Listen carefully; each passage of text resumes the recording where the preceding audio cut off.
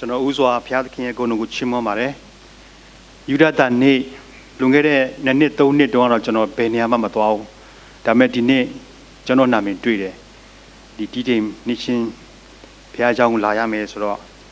ကျွန်တော်အင်မတန်မှဝမ်းသာပါတယ်တခါမှလည်းမရောက်ဘူးကျွန်တော်နာမည်တော့မေးထားတယ်ပေါ့ဘယ်မှာရှိတယ်လဲဆိုတော့ရင်တော့ဘားကြရမှာရှိတယ်ဒီနားမှာရှိတယ်ကျွန်တော်ဒီမရောက်တာတော့တော်တော်ကြာပြီရင်တော့ဒီဝင်းကတဝင်းနဲ့ရှိတဲ့ခါကျတော့ဒီမှာရန်ကုန်သာသနာနယ်ကအဆောက်အဦတစ်ခုရှိတယ်အဲ့ဒီမှာကျွန်တော်တို့အစာရှောင်ဆူတောင်းခြင်း3ရက်အစီအစဉ်လုပ်တယ်ပေါ့အဲ့ဒီတော့ရောက်ဖူးတယ်အဲ့တော့အခုဒါပထမဆုံးရောက်ရှိပဲခြင်းပဲဖြစ်ပါတယ်အဲ့တော့ဒီလိုရောက်ရှိတဲ့အခါမှာဒီယူဒတာနေ့ဆိုတာလဲကျွန်တော်အများဖြင့်ကသွားခဲပါတယ်ကျွန်တော်အနေနဲ့ရန်ကုန်ကိုရောက်တာ2002ခုကနေပြီးတော့ဒီနေ့ဆိုရင်တော့18နှစ်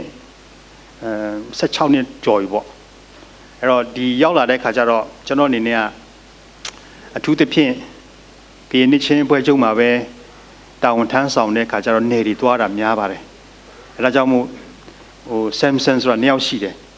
တချို့က Samson ဆိုတာ Saw Samson 2ယောက်ရှိတယ်တယောက်ကတော့အရင်တော့ MBC က AGS ပေါ့ကျွန်တော်တငယ်ချင်းပါပဲကျွန်တော် Saw Samson ဖြစ်ပါတယ်ကျွန်တော်ကတော့ကိုယ့်ကိုမိတ်ဆက်မယ်ဆိုရင်ကျွန်တော်ကအထက်မှာဘီကကရင်ဖြစ်တယ်ငယ်တော့ကရင်တော်ထဲမှာမကြီးလာရဘူးအဖေကအစိုးရဝန်ထမ်းဆိုတော့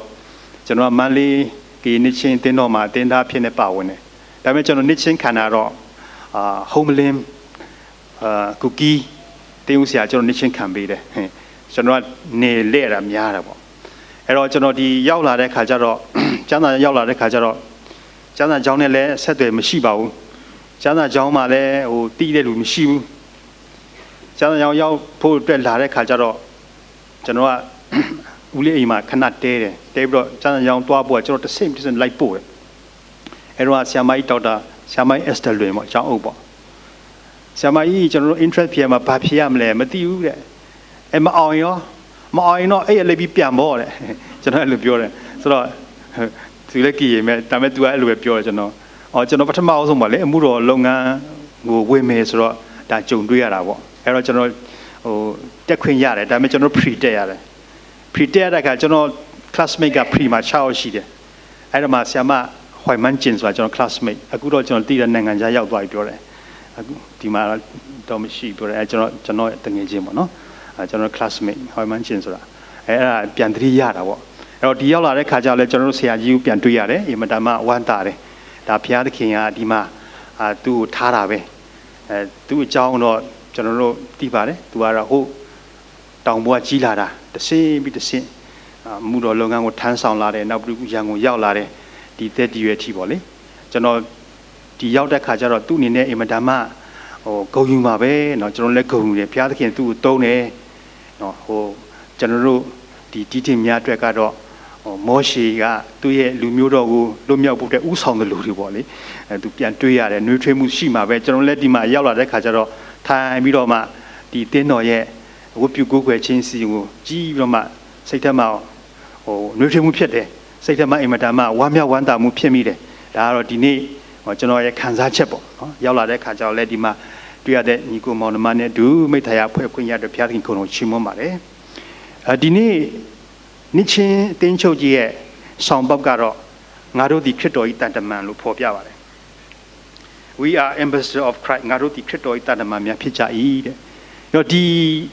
စကားလုံးอ่ะဆိုလို့ရှိရင်ကျွန်တော်တို့အတွက်ကတော့အင်မတန်မှဆန်းနေဗျာတန်တမန်ဆိုရင်ကျွန်တော်သိတာတော့နိုင်ငံရေးနဲ့ပတ်သက်တဲ့တန်တမန်တန်ယုံဒါပဲသိတယ်တခြားတော့တိတ်မသိဘူးဒီသဘောတရားလည်းတိတ်မသိဘူးဒါပေမဲ့လည်းတမန်ကျမ်းစာထဲမှာနိကောခန်းကြီး9:20မှာငါတို့ဒီခရစ်တော်၏တန်တမန်ဖြစ်ကြ၏တဲ့သင်တို့ဒီယဉ်ညင်း၍ဘုရားသခင်ဤမိဿဟာယဖွဲ့လော့ဘုရားသခင်ဒီငါတို့အားနိုးဆော်သွေးဆောင်တကယ်တော့ငါတို့ဒီခရစ်တော်၏ကိုယ်စားဖြစ်၍သင်တို့ကိုတောင်းပန်သွေးဆောင်၏ရှင်ပေါလုကယုံကြည်တော်သူကောရိန္သုအသင်းသားတွေကိုခရစ်တော်ရဲ့ကိုယ်စားဖြစ်ပြီးတော့နော်တောင်းပန်သွေးဆောင်ပါတယ်ဆိုတော့ तू ကပြောခြင်းဖြစ်ပါတယ်အဲ့တော့ဒီတန်တမန်ဆိုတဲ့သဘောတရားကိုတော့ကျွန်တော်တို့ဓမ္မဟောင်းမှာရောဓမ္မသစ်မှာရောဖော်ပြပါတယ်ကျွန်တော်အနေနဲ့တန်တမန်နဲ့ပတ်သက်ပြီးတော့မှတော့ဂျားခံပြီးတော့မှနှစ်ဦးနှစ်ဖက်ပြည်လည်မှုရှိအောင် လှုပ်ဆောင်တော်သူလို့တာမန်လိုပဲတတ်မှတ်ထားတယ်ဒါပေမဲ့ဒီကိစ္စလွယ်တဲ့ကိစ္စမဟုတ်ပါဘူးဒီထက်မှကျွန်တော်တို့ဆရာယူဒတန်ရဲ့တက်တာကိုပြန်ကြည့်တဲ့အခါမှာလဲသူက missionary တယောက်ဖြစ်တယ်လူမျိုးတကာသွားပြီးတော့မှခမီးတော်တာတော်တန်ရှင်တော်ဝိညာဉ်တော်နဲ့ဗတ္တိဇံပြီးသူရဲ့လူမျိုးတော်ဖြစ်စေပါလို့တမန်ကျမ်းစာအတိုင်းသူကလိုက်နာပြီးတော့မှသာသနာပြုတယောက်ဖြစ်ပေမဲ့လို့လဲသူရောက်တဲ့နေရာမှာစာပေနဲ့ပတ်သက်တဲ့အရာတွေကိုပြန်လေ့လာရတယ်ကျမ်းစာဘာသာပြန်တဲ့အမှုတွေသူလုပ်တယ်နောက် dictionary ကိုသူလုပ်တယ်နောက်တခြားအုတ်တုံသာသနာအမှုကိုလည်းသူမြောက်များစွာဦးစီးပြီးတော့မှလှုပ်ဆောင်ခဲ့တယ်နောက်ဒီထဲမှာ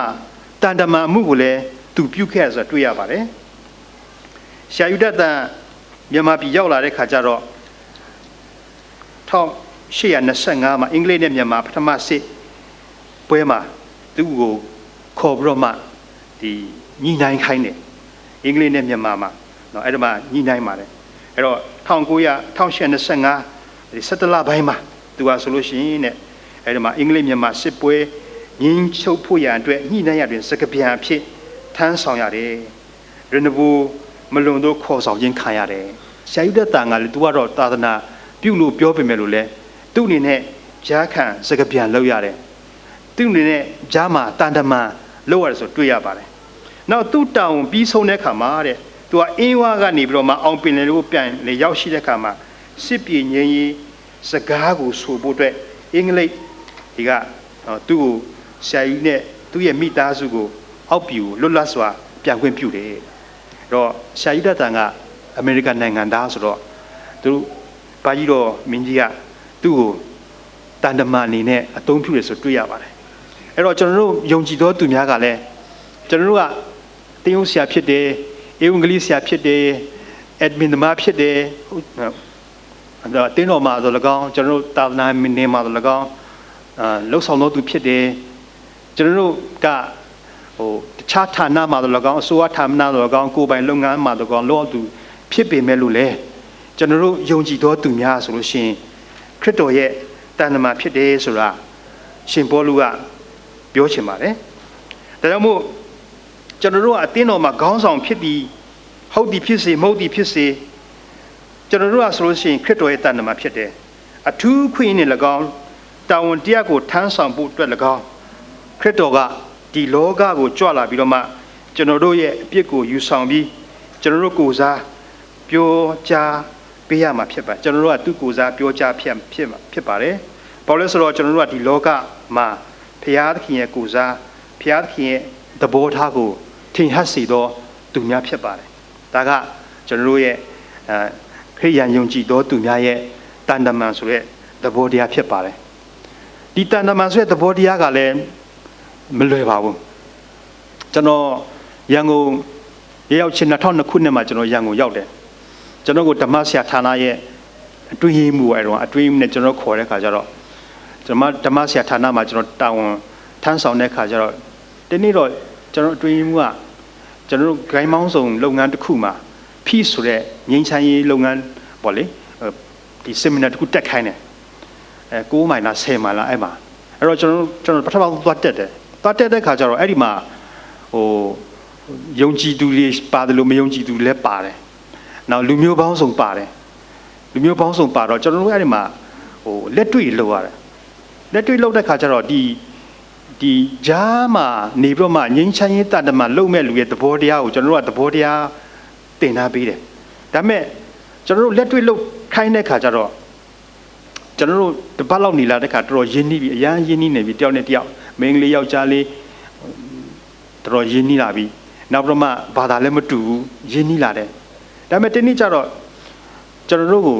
case တခုလောက်ခိုင်းတယ်လောက်ခိုင်းပြီးတော့မှအဲ့ဒီကိုသွားအဲ့ဒီကိစ္စကိုသွားဖြေရှင်းပါကျွန်တော်တို့ကလည်းလက်တွေ့ပေါ့နော်လက်တွေ့သွားတဲ့ခါကျတော့တို့သွားပြီးတော့မှသွားပြီးတော့စကားသွားပြောတယ်ဒီကိစ္စဖြေရှင်းမှုအတွက်တို့ကပြန်မပြောဘူးဗျစိတ်ထဲမှာတို့ကဘာလို့ပြန်မပြောတာလဲနော်တလောက်ခင်တာယဉ်နီးတာဘာလို့ပြန်မပြောလဲမသိဘူးနောက်ပြောတဲ့စိတ်ထဲမှာတော့ငိုချင်လာတယ်တို့နဲ့စကားကိစ္စပြောပါတို့လည်းအဲ့ကိစ္စကိုမပြောဘူးအကြောင်းအရာတစ်ခုကိုကျွန်တော်သိချင်တာ အဲ့ဒါကိုပြောဖို့အတွက်နောက်ဆုံးတော့သူပြန်ပြောတယ်ပြန်ပြီးတော့သုံးသပ်တဲ့ခါကျတော့ဟာခမည်းကျွန်တော်တို့စီလာတာကဆရာကြီးလိုလာတာကိုဆရာကြီးလိုဖြည့်ရှင်းပေးမယ်ဆိုလာတာကိုဒါမှမဟုတ်ကျွန်တော်တို့ဘယ်ပြောမလဲနော်ဒီကိစ္စဘယ်ပြောမလဲပထမဆုံးလာလို့ရှိရင်ဘယ်လိုမလဲဆိုတော့သူတို့ ਨੇ ပထမဆုံးမိသားရဖွဲ့ရမယ်အလာပတလာပါလေးတွေပြောဒီလိုပြောမှတဖြည်းဖြည်းယဉ်နီးမှပြောမှသူတို့ပြောမှာပေါ့အဲ့လိုလားသူရဲ့သဘောတရားရှိတယ်ဒါတဏ္ဍမန်ဆိုတာလည်းဒီလိုပဲနော်တခုဆိုရင်ငါဒီကိစ္စသွားဖြည့်ရှင်းမယ်ဆိုရင်အပေါ်ကနေပြီးတော့မှဒီလိုဆိုဒါတကယ်ပြဿနာကိုဖြည့်ရှင်းနိုင်မှာမဟုတ်ဘူးတကယ်ရလတ်ကိုရမှာမဟုတ်ဘူးအဲ့ဒါကျွန်တော်တဲ့အင်မတန်မှတင်ကားစာတစ်ခုပေါ့တဏ္ဍမန်တစ်ခုပေါ့အဲ့တော့ကျွန်တော်တို့ယုံကြည်သောသူတရားဆိုလို့ရှိရင်လည်းဒီတဏ္ဍမန်ဖြစ်ဖို့ဆိုတာလည်းမလွယ်ဘူးဗျနော်ဒီသဘောတရားကိုမသိလို့ရှိရင်နော်ခရစ်တော်ရဲ့တဏ္ဍမန်ဖြစ်ဖို့ဆိုတာတော့တော်တော်ခက်မယ်နော်တော်တော်ခက်မယ်ဒါသူ့ရဲ့ line ကတစ်မျိုးရှိတယ်အဲ့ဒီတဏ္ဍမန်ဆိုတဲ့ပုံစံမျိုးကနော်ကျွန်တော်တို့ဒီ Bible study တင်ရမယ်လို့ပြောတဲ့ခါကျကျွန်တော်ဖလန်းမှာပေါ့လေဒီမြန်မာနိုင်ငံနှစ်ချင်းအတင်းချုပ်ရဲ့ဒီတဏ္ဍမန်နဲ့ပတ်သက်တဲ့တင်ရမယ်ဆိုတော့ကျွန်တော်စာအုပ်တွေဖတ်တဲ့ခါကျတော့ဒီတဏ္ဍမန်ရဲ့သဘောတရားရှိရမယ့်အရေးချင်းတွေနော်သူတို့ရဲ့ရှိရမယ့်ဟိုလေသဘောတဘာဝလေးတွေဒါတော်တော်မလွယ်ပါလားနော်ကျွန်တော်ပြန်စဉ်းစားတဲ့ခါကျတော့အဲ့ဒါလေးသွားတတိယအဲ့တော့ဒီနေ့တမန်ကျမ်းစာထဲမှာဒီသဘောတရားတွေမြောက်များစွာပါဆိုတည်ရတယ်ကျွန်တော်တို့သူသဖြင့်မြန်မာနိုင်ငံရဲ့ငြိမ်းချမ်းရေးလုပ်ငန်းစဉ်တွေမှာဆိုလို့ရှိရင်ဒီသဘောတရားကိုမသိရင်တော့ကျွန်တော်ပေါက်မှုခက်တယ်ဒါမျိုးလည်းတင်းကျုံမှာတော့၎င်းအဖွဲ့ချုပ်မှာတော့၎င်းလှုပ်ဆောင်လာတဲ့သူတွေကတော့ဒီသဘောတရားကိုသိတဲ့ခါကျတော့သူသဖြင့်ကျွန်တော်တို့တိုင်းပြည်ငြိမ်းချမ်းရေးမှာအမှုတော်ဆောင်တွေပါလာတွေ့ရတယ်အမှန်မှန်တော့အမှုတော်ဆောင်များကဒီຢာထဲမှာဝင်ပါဖို့မဟုတ်ဘူးဒါပေမဲ့လည်းသူတို့ကအနေထားတစ်ခုသိတဲ့ခါကျတော့ဒီနေရာမှာခုနဆရာယူဒတန်လို့အတုံးတော်ခံပြီးတော့မှတဏ္ဍမန်ဖြစ်လှုပ်ဆောင်တဲ့အပိုင်းလည်းရှိတယ်ဒါကတော့ကျွန်တော်တို့အမှုတော်ဆောင်များကဏ္ဍပေါ့ကျွန်တော်တို့အထူးသဖြင့်ယုံကြည်သောသူများကဏ္ဍကလည်းခရစ်တော်ရဲ့တဏ္ဍမန်လို့ပြောတဲ့အခါမှာကျွန်တော်တို့ခရစ်တော်ရဲ့ဧဝံဂေလိတရားကိုကျွန်တော်တို့ကခရစ်တော်အကြောင်းကိုပြောကြားဖို့ဆိုတဲ့သဘောတရားလေးကတမန်ကျမ်းစာထဲမှာလည်းဖော်ပြထားပါတယ်ဒီတမန်ကျမ်းစာထဲမှာဆိုလို့ရှိရင်ဓမ္မဟောင်းမှာဒီသုံးနှုန်းထားတဲ့တန်တမန်ဆိုတဲ့အကြောင်းအရာကိုမြောက်များစွာရှိပါတယ်ကျွန်တော်မြောက်များစွာတော့မပြောတော့ပါဘူးဒီထဲမှာအမျိုးသမီးတယောက်ရဲ့အကြောင်းကိုပြောပြချင်ပါတယ်အမျိုးသမီးကဘုရားသခင်ကိုတုံးတယ်ဘုရားသခင်စေလွတ်တော်သူဘုရားသခင်အလိုတော်ကိုဖော်ဆောင်တော်သူဖြစ်တယ်အဲ့ဒီထဲမှာဘာလို့လဲဆိုတော့သူ့ရဲ့နာမည်ကတော့အဘိဂဲလဖြစ်တယ်ကျွန်တော်တို့တမန်ကျမ်းစာထဲမှာအဘိဂဲလနေရအခိုင်25 33မှာအဲ့တော့ဒါဝိဒ်ကဒီအဘိဂဲလကိုတွေ့တဲ့အခါမှာသူကတန်တမန်လို့မပြောပေမဲ့လည်းအဘိဂဲလရဲ့နော်သူ့ရဲ့ယောက်ျားပေါ့သူ့ယောက်ျားကတော့သူကဆိုးတယ်နောက်ဒီဒါဝိဒ်ကိုစကားကိုနားမထောင်ဘူးတော်လန်ခြင်းနဲ့ပုံကန်ခြင်းနဲ့နော်အဲ့တော့အဘိဂဲလဒီဂျားထဲမှာဝင်ပြီးတော့မှသူတို့ဂျားထဲမှာစိစပ်ဖြည့်ရှင်းပေးရတယ်အဲ့မှာပြန်ကြည့်တဲ့အခါမှာသူကအမျိုးသမီးဖြစ်တယ်ယောက်ျားတွေရဲ့သဘောတဘာဝတော့မဟုတ်ရင်မခံရင်မမှန်ရင်တိုက်မယ်ခိုက်မယ်နော်သူတို့ကဒီလိုသဘောတရားနဲ့နော်လူရန်သုံးမယ်ဒီသဘောတရားလေးတွေရှိတယ်ဒီမှာဒါဝိဒ်ကသူ့ဘာပြောလဲဆိုတော့သူမကိုဘုရားသခင်စေလွတ်တော်သူလို့ဖော်ပြတယ်ဘုရားသခင်စေလွတ်သူတဘောကသူယောက်ျားနဲ့ဒါဝိဒ်ရဲ့ဂျားထဲမှာသူကဂျားခံပြီးတော့မှငြိမ်းချမ်းရေးကိုဖြစ်စေတဲ့သူနော်ဒါမှမဟုတ်တဏ္ဍမဆိုလို့ရှိရင်ဘုရားသခင်စေလွတ်တဲ့သူဖြစ်ဖို့ရည်ကြီးပါတယ်နော်ဒီထဲမှာဒါဝိဒ်ကဘုရင်တယောက်ပဲသူ့မှာစစ်တပ်ရှိတယ်သူကဒီအဘိဂဲလရဲ့ယောက်ျားကိုတွားပြီးတော့မှတိုက်ခိုက်ဖို့ဖြစ်လာပြီးဒါမဲ့ဒီကြားထဲမှာဆိုလို့ရှိရင်အဘိဂဲလဝင်ပြီးတော့မှဖြန့်ဖြေတဲ့အခါမှာသူကသူ့ကိုဘုရားသခင်စေလွတ်တော်သူဖြစ်တယ်လို့ဖော်ပြအဲ့တော့ဒုတိယတစ်ခုနဲ့တန်တမန်ဆိုလို့ရှိရင်ဉာဏ်ပညာနဲ့ရှိပြီးတော့မှကောင်းသောအကြံကိုပေးတဲ့သူဖြစ်ရမယ်အဘိဂဲလဆိုတဲ့အမျိုးသမီးကလည်းဉာဏ်ကောင်းတဲ့အမျိုးသမီးဖြစ်တယ်တဲ့အစင်းလာတဲ့အမျိုးသမီးဖြစ်တယ်ဆိုတဲ့အကြောင်းကိုနေရအခန်းကြီး25မှာဖော်ပြထားပါတယ်တော့သူဟာဆိုလို့ရှိရင်ပညာနဲ့ပြည့်စုံပြီးတော့မှကောင်းသောအကြံကိုဒါဝိဒ်ကိုပေးတယ်ဒါဝိဒ်ကလည်းသူမပေးတဲ့အကြံကိုကောင်းစွာလက်ခံတယ်အကြက်တဲရင်ဆိုင်ရတဲ့အခါမှာလည်းသူဟာဆိုလို့ရှိရင်ပြည့်စုံတဲ့အကြံဉာဏ်ပေးတဲ့အခါမှာနော်ဒီအကြံဉာဏ်ကြောင့်ဒီအင်မတန်မှနော် သူထက်တောင်ဖြစ်စေတာကိုမဖြစ်စေဘူးဆိုတာဒီမှာတွေ့ရပါတယ်နောက်တန်တမန်ဓမ္မဟောင်းထဲမှာပဲဒီအဘိဂဲလရဲ့အသက်တာကြည့်တဲ့အခါမှာသူ့ရဲ့အမျိုးသားနာဗလနဲ့ဒါဝိဒ်ကြားမှာရှိတဲ့တင်းမာမှုတွေတိမ်နှက်ကိုသူသိတယ်သူနားလဲတယ်တောင်းမို့သူဟာဆိုလို့ရှိရင်ဘယ်လိုမျိုးလုပ်ရမလဲသူ့ရဲ့အမျိုးသားနာဗလကလည်းအင်မတန်မှဆိုးမှန်းသူသိတယ်အဲ့တော့သူကသူ့ယောက်ျားဖြစ်ပေမဲ့လို့လေသူ့ရဲ့ယောက်ျားဖက်ကိုတွေ့ဖက်ပြီးတော့မှမလိုက်ပါဘူး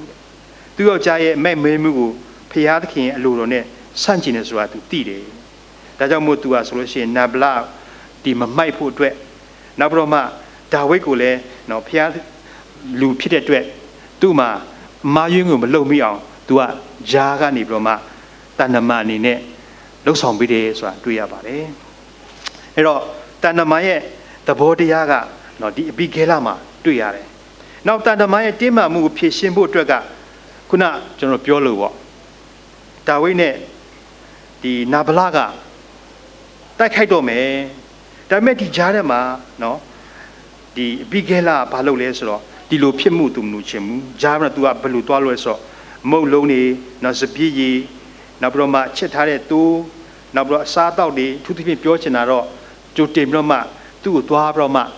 နှိမ်ချတဲ့သဘောသူ့ရဲ့စိတ်သဘောတဘာဝကိုသိတဲ့ခါကျတော့ဒီမိတ်ဖွဲ့ပြီးတော့မှအစားအသောက်နဲ့နော်သူ့ကိုသွားပြီးတော့မှနှိမ်သိပ်တယ်ဆိုတာဖော်ပြတယ်ဒါကတော့ပညာရတစ်ခုဖြစ်ပါတယ်ဒီဘယ်လိုဖြေရှင်းလို့သူသိတယ်ဒါကတန်တမန်ရဲ့သဘောတရားကိုဖော်ပြခြင်းဖြစ်ပါတယ်နောက်ဒီတန်တမန်ရဲ့သဘောတရားကိုကြည့်တဲ့ခါမှာတဲ့သူကရဲရင်သူတယောက်ဖြစ်တယ်တဲ့ရဲချင်းဆိုတာဘယ်လိုဖြေရှင်းရမလဲဆိုတာသူဖြေရှင်းတဲ့အရာဖြစ်တယ်တောင်းမို့တန်တမန်လို့ပြောတဲ့အခါမှာဘိဂဲလဆိုလို့ရှိရင်အကြံဉာဏ်ကောင်းကိုရယူပြီးတော့မှဒါဝိဒ်ကအဘိဂဲလရဲ့အကြံဉာဏ်ကိုရယူလို့မှဒီသူ့ရဲ့ယောက်ျားဖြစ်တဲ့နာဗလနဲ့ဒါဝိဒ်ရဲ့အကြားမှာသူကအကောင်းဆုံးလှုပ်ဆောင်ခဲ့တဲ့သဘောရှိတယ်ဆိုတာကိုဓမ္မဟောင်းမှာတွေ့ရပါတယ်ဒီသဘောတရားကိုလည်းကျွန်တော်တို့ဒီနေ့ခေတ်သစ်ဒီတန်တမန်ရဲ့ရှိရမယ့် role ပေါ့သူရှိရမယ့်သဘောတရားကိုလည်းဒီဒါမြောက်များစွာဖော်ပြပါတယ်တနိုင်ငံနဲ့တနိုင်ငံမှာနော်စစ်မဲ့ဖြစ်ပွားလို့ရှိရင်ယာကတန်တမန်မရှိဘူးဆိုလည်းမဖြစ်ဘူးဒီတန်တမန်ရဲ့ role ကဘယ်လောက်အရေးကြီးတယ်ဆိုတာလည်းဒီခေတ်မှာတွေ့ရပါတယ်ကျွန်တော်တို့တန်တမန်လို့ပြောတဲ့အခါမှာတန်ယုံကျွန်တော်သိတယ်ဒီတန်ယုံကဟိုးအမေရိကဒီမှာတန်ယုံလာရှိတယ်ဒီအမေရိကတန်ယုံတဲ့ဝင်သွားတဲ့လူကဆိုလို့ရှိရင်သူတို့ဘာမှလုပ်လို့မရတော့ဒီနိုင်ငံကိုစားကိုပြုတဲ့အရာတစ်ခုဖြစ်တယ်နော်အဲ့ဒါဖြစ်တော့တခြားလူကဒါတွားပြီးတော့မှထိခိုက်လို့မရဘူးတွားတော့မှထိလို့မရဘူးနော်ဒီဟာကိုကာကွယ်စောင့်ရှောက်ရတယ်နော်သူ့ရဲ့ role ကအင်မတန်မှကြီးပါတယ်ဒါမှမဟုတ်ကျွန်တော်တို့ယုံကြည်သောသူများတွေရဲ့ role ခရစ်တော်ရဲ့တန်တမန်လို့ပြောတဲ့အခါမှာကျွန်တော်တို့ရဲ့ role ခရစ်တော်အတွက်တက်တည်ခံဖို့အတွက်ဘုရားသခင်ရဲ့နိုင်ငံတော်အတွက်တက်တည်ခံဖို့အတွက်ကျွန်တော်တို့မှာ role မြောက်များစွာရှိပါတယ်လှုပ်ဆောင်စရာမြောက်များစွာရှိပါတယ်ဒါကြောင့်မလို့အေဖဲဩဝါဒစာခန်းကြီး6ခန်းငယ်19-20မှာငါသည်ဧဝံဂေလိတရားကြောင့်တန်ကြိုးနှင့်ချီနှောင်ခြင်းကိုခံလက်တန်တမန်အမှုကိုပြုရသည်ဖြစ်၍ရှင်ပေါလုကယုံကြည်သူတယောက်အနေနဲ့ခရစ်တော်ရဲ့နောက်လက်တယောက်အနေနဲ့သူကတန်တမန်အမှုကိုပြုရတယ်ကျွန်တော်ယုံကြည်သောသူများဆိုလို့ရှိရင်လေဒီတန်တမန်အမှုကိုပြုကြမှာဖြစ်ပါတယ်နိကောခိုင်း9:20မှာလေဖော်ပြတယ်လို့ပေါ့ငါတို့ဒီခရစ်တော်၏တန်တမန်အဲ့တော့ကျွန်တော်တို့ယုံကြည်သောသူများအားဆိုလို့ရှိရင်ခရစ်တော်ရဲ့တန်တမန်တွေဖြစ်ကြပါတယ်။တော့ခရစ်တော်ရဲ့တန်တမန်လို့ပြောတဲ့အခါမှာကျွန်တော်တို့ခရစ်တော်ရဲ့တန်တမန်ကိုဖြစ်စေမဲ့အကြောင်းအရာတွေရှိပါတယ်။ဒီခရစ်တော်ရဲ့တန်တမန်ဖြစ်စေမဲ့အကြောင်းအရာတွေဆိုလို့ရှိရင်တန်တမန်ကောင်းဖြစ်ဖို့အတွက်ကိုယ့်ကိုဖျားသခင်နဲ့မိတ္တာယပြန်လည်ဖွဲ့ဖို့ဖြစ်ပါတယ်။တန်တမန်ကောင်းဖြစ်ဖို့အတွက်ဖျားသခင်နဲ့မိတ္တာယပြန်လည်ဖွဲ့ဖို့ဖြစ်ပါတယ်။အဲဒီမှာကျွန်တော်ဖျားသခင်နဲ့တန်တမန်ဖွဲ့ဖို့ဆိုတဲ့အကြောင်းကိုဖော်ပြတဲ့အခါမှာရှာယီဘယ်လီဂရဟမ်ကသူက peace with God ထဲမှာရေးထားပါတယ်။ယုံကြည်သောသူများနဲ့တန်တမန်ကောင်းဖြစ်ဖို့အတွက် peace with God ဖျားသခင်နဲ့မိတ္တာယဖွဲ့ရမယ်။ဖျားသခင်နဲ့ငြိမ်းချမ်းမှုဖြစ်ဖို့လိုပါတယ်။ဒီနေ့ကျွန်တော်နေ့စဉ်တက်ရှင်တဲ့အခါမှာကျွန်တော်ယုံကြည်သောသူများဖြစ်ပြီးဒီယုံကြည်သောသူများကတန်တမန်ကောင်းဖြစ်ဖို့ရန်အတွက်ခုနဘေလီခရန်ပြောတဲ့အချက်မြောက်များစွာတွေကပထမတစ်ခုကဘာလဲဆိုတော့ read your Bible daily ကျွန်တော်တို့ရဲ့ကျမ်းစာအုပ်ကိုနေ့တိုင်းဖတ်ပါကျမ်းစာအုပ်နေ့တိုင်းဖတ်ပါတမန်ကျမ်းစာထဲမှာရှိတဲ့အကြောင်းအရာတွေကတော့ကျွန်တော်ကြားတာပေါ့နော်ကျွန်တော်တို့ဒီ နိုင်ငံရေးစီရေးပိုင်းကောင်းဆောင်သူပြောလဲဆိုတော့ तू ကကြံကြောင်တက်တဲ့သူမဟုတ်ဘူးဒီကဘာပေါ်မှာရှိတဲ့အရာလေပေါ်မှာဒီကဘာမှာရှိလေထဲမှာရှိတဲ့အရာမြေကြီးအောက်မှာရှိတဲ့အရာကဘာမှအသိမဟုတ်ဘူးတဲ့အကုန်လုံးကဖြစ်ခဲ့ပြီးသားရှိတယ်ဖြစ်ခဲ့ပြီးသားတွေဖြစ်တာတွေရှိတယ်ဒါမှမဟုတ်တမန်ကျမ်းစာထဲမှာဖော်ပြတဲ့အရာတွေကလည်းဒီတိုင်းပါပဲတမန်ကျမ်းစာထဲမှာဖော်ပြကျွန်တော်တို့ဒီထဲမှာဆိုလို့ရှိရင်ဘုရားသခင်ရဲ့နည်းနည်းတဲ့ဖော်ပြချက်တွေမြောက်များစွာရှိတယ်ဒီဟာဖတ်ခြင်းအဖြစ်ကျွန်တော်တို့ရဲ့တဏ္ဍမန်ကောင်းမှုဖြစ်နိုင်တယ်ကျွန်တော်ကျမ်းစာနဲ့ပတ်သက်ပြီးတော့မှတစ်ခါလေးပြောတဲ့အခါကျမ်းစာအုပ်ကသူတွေအသုံးပြုတယ်အိုဘားမားသူတမရယာဒူးကိုလက်ခံတော့မယ်ခါကျသူကြမ်းကျိန်ရတယ်သူရဲ့ပထမဆုံးကင်တဲ့ကျမ်းစာအုပ်ကမာတင်လူသာကင်းရဲ့ကျမ်းစာအုပ်ဖြစ်တယ်နိုင်ငံမှာတစ္ဆာရှိမယ်တိုင်းပြည်မှာတစ္ဆာရှိမယ်အလုပ်ကိုလုပ်မယ်ဆိုကြဒုတိယကအာဗြဟံလင်ကွန်းရဲ့ကျမ်းစာဖြစ်တယ်ကျမ်းစာကိုကြမ်းကျိန်တယ်ဒါပေမဲ့လို့လည်းကျွန်တော်တို့ဘလောက်ပဲကျမ်းစာအုပ်ကင်ပြီးတော့မှကြမ်းကျိန်ကျမ်းစာမဖတ်ဘူးဆိုလို့ရှိရင်ကျွန်တော်တို့ရဲ့လှုပ်ဆောင်မှုတွေကတမန်တရားနဲ့ညီမှာမဟုတ်ပါဘူးအသက်ရှင်တဲ့နှုတ်ကပတ်တော်တရားကိုဖတ်ခြင်းအဖြစ်ကျွန်တော်တို့တဏ္ဍမန်ကောင်းများဖြစ်နိုင်ပါတယ်နောက်ဒုတိယတစ်ခုသူပါပြီးတော့ဆို learn the secret of prayer ဆုတောင်းခြင်းရဲ့နည်းနည်းမှုကိုကျွန်တော်တို့လေ့လာပါဆုတောင်းခြင်းနည်းနည်းမှုဒါယုံကြည်သူရဲ့အသက်တာမှာကျွန်တော်တို့ဒါအင်မတန်မှရည်ကြီးပါတယ်ဆုတောင်းခြင်းရဲ့နည်းနည်းမှုကိုလေ့လာဖို့ဖြစ်ပါတယ်ကျွန်တော်တို့ဆုတောင်းတယ်ဆိုမှတခါလေကြာရင်တော့ဒီနည်းနည်းမှုကျွန်တော်မသိဘူးကျွန်တော်လည်းတော်ဆုမတောင်းတတ်ပါဘူးတချို့ကတော့တော်ဆုတောင်းတယ်ကျွန်တော်တို့အရေးကြီးတဲ့ခါပဲဆုတောင်းတယ်ဒါပေမဲ့အရေးကြီးတဲ့ဆုတောင်းတယ်ဘုရားသခင်ပေးတယ်နော်ဒါတွေအဲ့ဒါလေးနက်မှုကိုသိပါနော်တရားတွေအတွက်လည်းတက်သိခံပါတဲ့နောက်တစ်ခုကဘာပြောလဲဆိုတော့ rely constantly in the Holy Spirit ဘုရားသခင်နဲ့ငြိမ်းချမ်းမှုရဖို့အတွက်ကနော်တန်ရှင်တော်ဝိညာဉ်တော်ရဲ့လှုပ်ဆောင်မှုမှာကျွန်တော်တို့မိခေါ်မှာဖြစ်ပါတယ်ကျွန်တော်တို့စာဖတ်ဖူးတယ်ဗျလူရဲ့ခန္ဓာထဲမှာ inner man ဆိုတဲ့အရာကလွှမ်းမိုးနေတယ်ဒီ inner man ထဲမှာဘာတွေပါလဲဆိုတော့လူကနေ့တိုင်းပဲအလွတ်လုပ်တဲ့ခါမှာကိုယ့်ရဲ့ reason ပေါ့လေအကျိုးအကြောင်းဆင်ခြင်ပြီးတော့မှတွေးခေါ်တော့မှအလုပ်တစ်ခုလှုပ်ဆောင်တယ်ဒီလှုပ်ပြီးတော့အောင်မြင်တာရှိတယ်မအောင်မြင်တာရှိတယ်ဒီຢာလည်းအကလုံးကလူသားတိုင်းလှုပ်ဆောင်တဲ့အရာဖြစ်တယ်ဒုတိယတစ်ခုကတော့ conscious ပေါ့လေကျွန်တော်တို့ autopilot စိတ်ကြည့်ရဆိုလို့ရှိရင်ကျွန်တော်လှုပ်ဆောင်တယ် conscious clear ဖြစ်သလား clear ဖြစ်တယ်ဘယ်သူငါ့ကိုဘာပြောငါ conscious clear ဖြစ်အဲ့ conscious နဲ့လှုပ်ဆောင်တယ်ဒါလူရဲ့ inner စိတ်ထဲမှာရှိတဲ့အရာအုံနောက်ထဲမှာရှိတဲ့အရာနဲ့လှုပ်ဆောင်ဖြစ်တယ်နောက်တစ်ခုလူတွေကဘာလုပ်လဲဆိုတော့